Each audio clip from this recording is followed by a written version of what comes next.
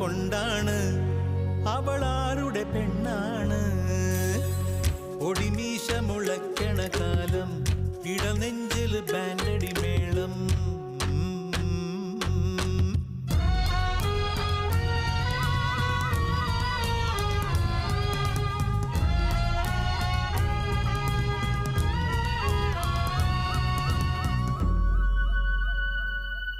പറയാതെ